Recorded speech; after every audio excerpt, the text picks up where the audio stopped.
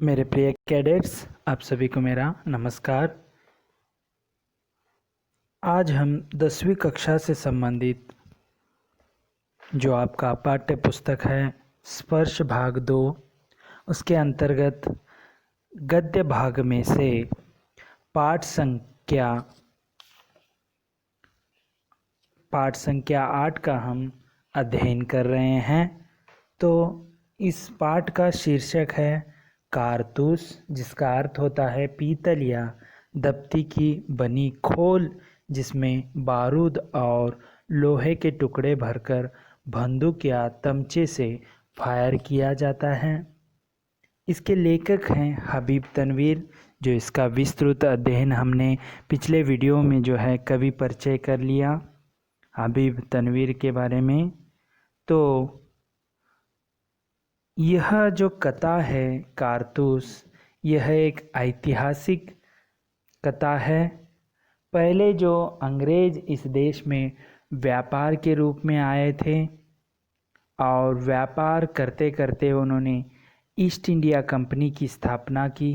धीरे धीरे वे राजनीति में भी प्रवेश लिया और उसके बाद जो है पूरा देश, जो भारत देश में जो है राजाओं को अपने कठपुतलियाँ बनाई और जो है उनसे पैसा वसूल किया।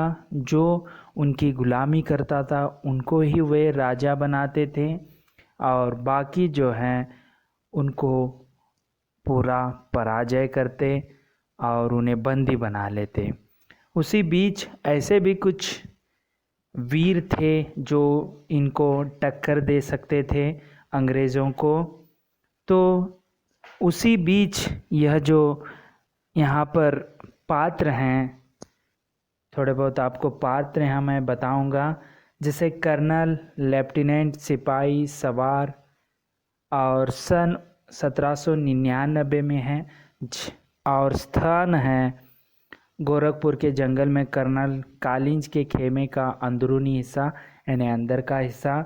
दो अंग्रेज बेटे बातें कर रहे हैं। कर्नल कालिंज और लेफ्टिनेंट बाहर आकर जो चांदनी रात में अपने जो है कारनामे के बारे में बता रहे हैं। तो हमने इसे आप देख सकते हैं लॉर्ड वेलेस्ली जो 1799 में इनका जो है महत्वपूर्ण पात्र रहा। यहाँ पर जो है टीपू सुल्तान को इन्होंने है संपूर्ण युद्ध में हराया था और उनको बंदी बना लिया था। और यहाँ पर खेमा आप देख सकते हैं गोरखपुर में जंगल में जो है रात्रि का समय है। कर्नल कालिंज और लेफ्टिनेंट दोनों ही बाहर बातें कर रहे हैं। तो वे कहते हैं कि उनकी थोड़ी बहुत, हम आगे बढ़ने से पहले इस कहानी को पहले हम देखेंगे, क्योंकि आगे बढ़ने से पहले पूर्व पीठिका जो है उसे ध्यान में रखना बहुत ही ज़रूरी है। यहाँ पर जो कर्नल कहता है कि जंगल की जो ज़िंदगी है बहुत ही खतरनाक होती है। लेफ्टिनेंट कहता है तो हमें तो यहाँ पर बीते हुए वज़ीर अली को वह पकड़ने वाले हैं, इसीलिए गोरखपुर के जंगल में उन्होंने जो है खेमा डाला हुआ है। और कर्नल कहता है कि यहाँ पर जंगल की जो खतरनाक ज़िंदगी होती है, तो यहाँ पर हमें, लेफ्टिनेंट कहता है कि हमें तो यहाँ पर बीते हुए हफ्ते हो गए और हमारे सिपाही भी यहाँ से तंग आ गए हैं। वज़ीर अली भूत है या कुछ पता नहीं, वो मिलता नहीं है। तो उसी बीच जो है कर्नल और लेफ्टिनेंट के बीच सईफ उद्दौल या उसी प्रकार शहादत अली, इनके जो कुछ कारनामों के बारे में, उसी बीच वज़ीर अली के जब बात आती है तो कर्नल को रॉबिन हुड की कारनामे याद आ जाते हैं।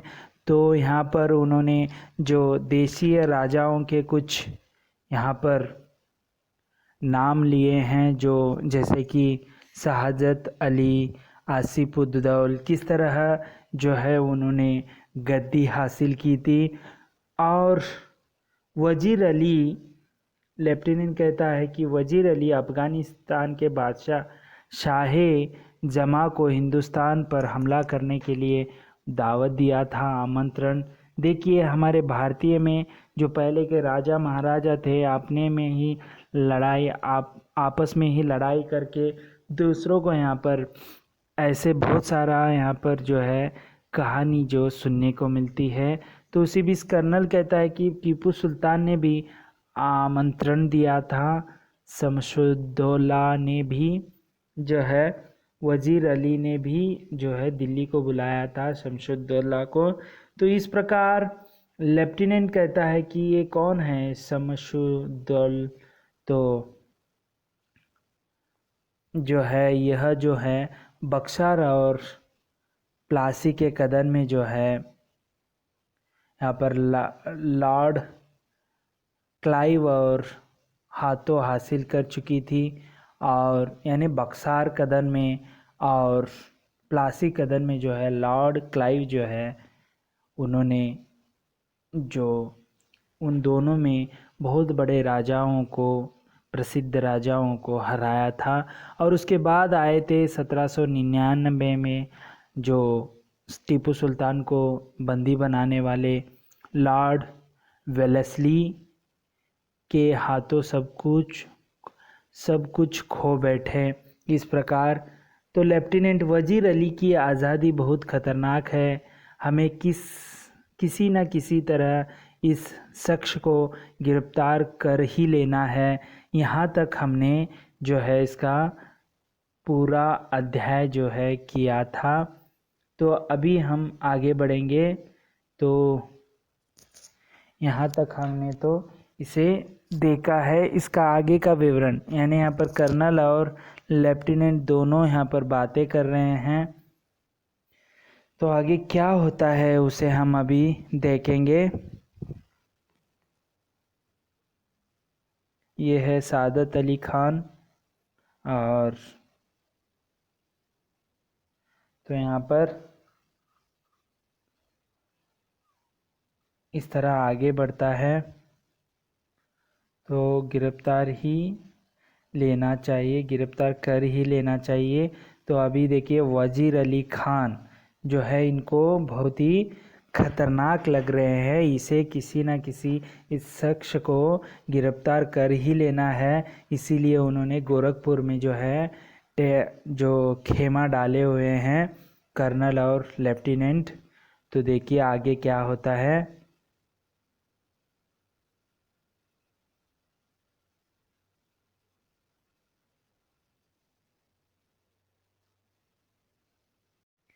तो आगे देखिए, पूरी एक फौज लिए उसका पीछा कर रहा हूँ, और बरसों से वो हमारी आंखों में धूल झोंक रहा है।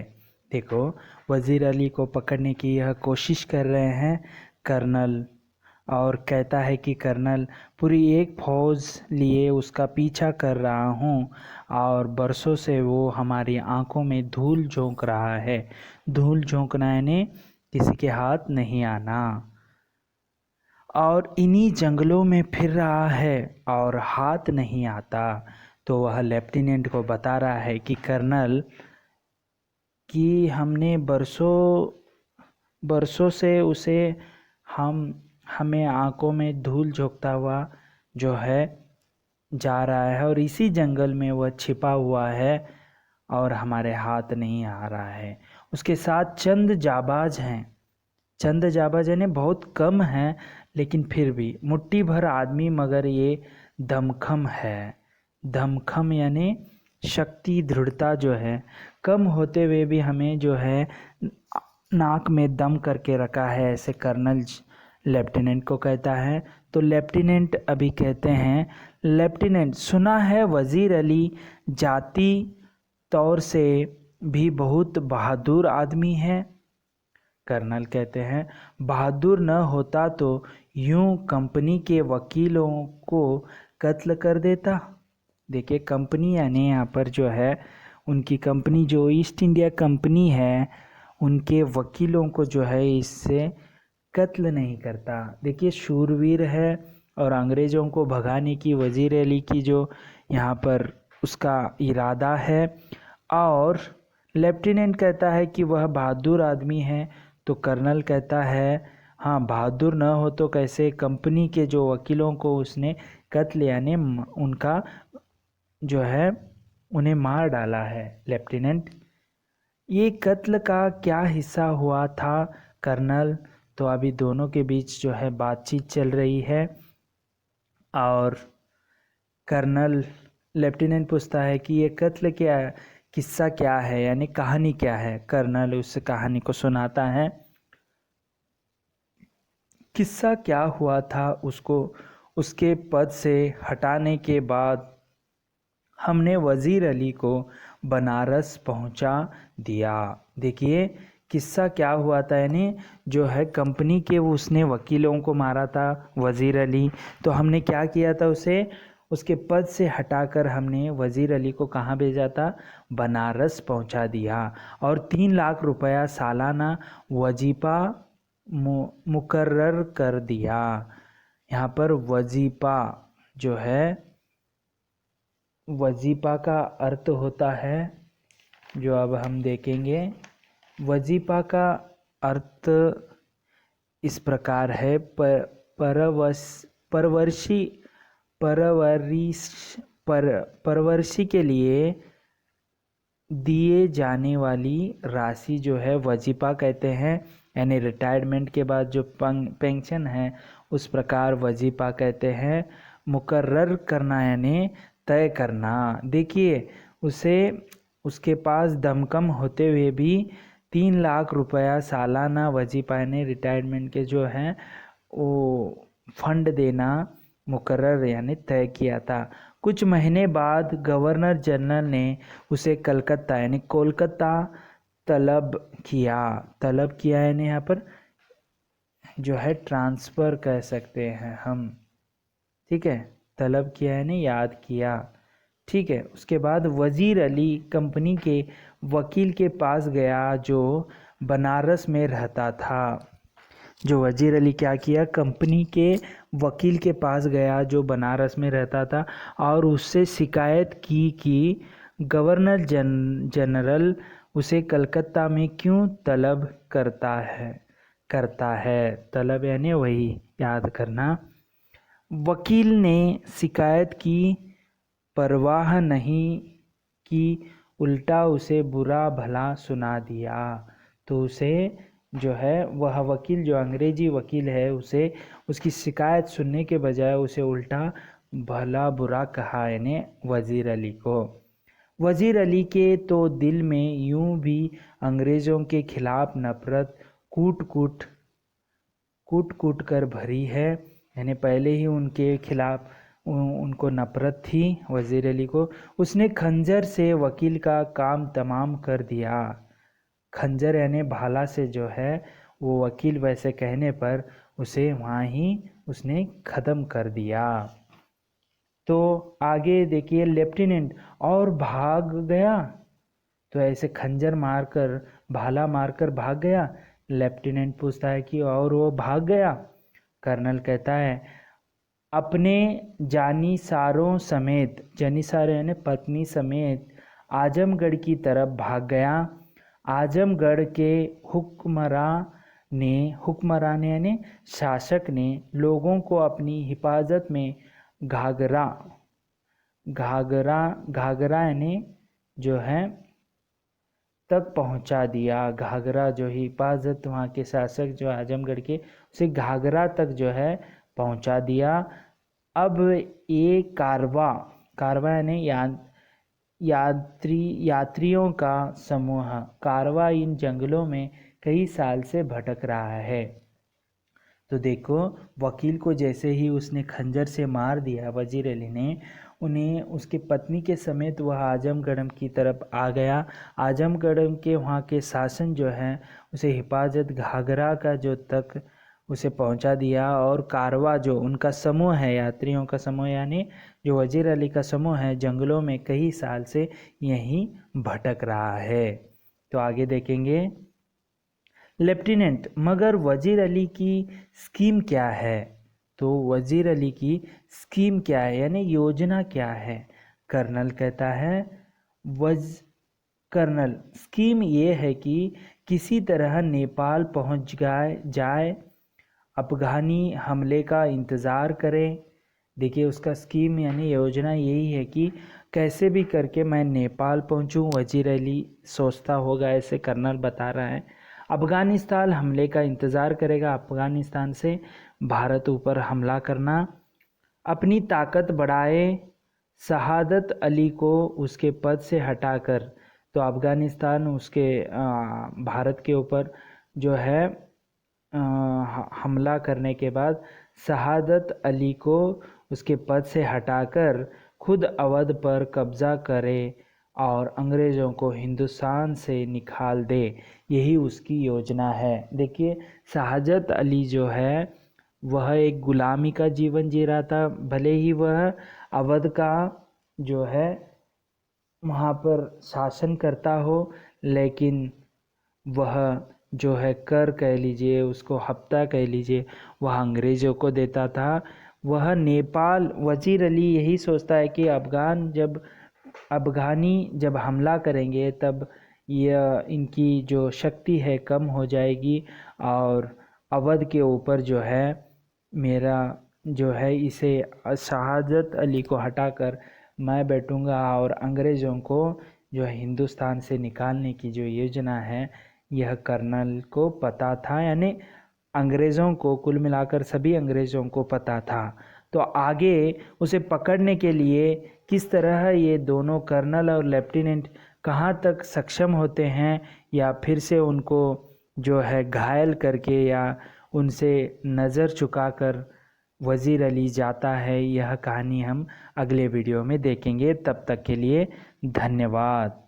तो आपको हम जो है कारतूस के ज़रिए यहाँ पर जो मेन जो यह है कारतूस, यह गोला बारूद के रूप में होता है और जब भी यह चीज़ होती है तो वह वज़ीर अली हो या जंगल में भटकते हुए लोगों को यह एक जो शक्ति प्रदान करती है। उन्होंने कर्नल और लेफ्टिनेंट जो खेमा डाला हुआ था उनसे ही कारतूस लेकर भागता है। वह अगले वीडियो में हम देखेंगे। तब तक के लिए धन्यवाद।